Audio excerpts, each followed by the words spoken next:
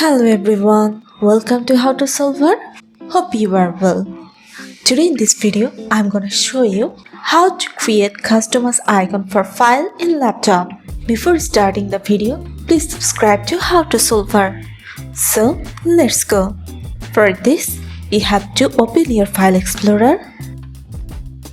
Then you have to select your file. Now click the right button of your mouse. Here you can see properties. Click on it. Now go to Customize. Here you can see change icon. Click on it. Now you can see here a list of icons. You have to choose one, whatever you like.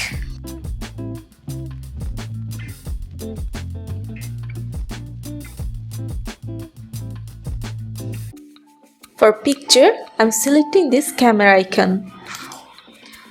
Now click on OK. Here I have to click on Apply and OK.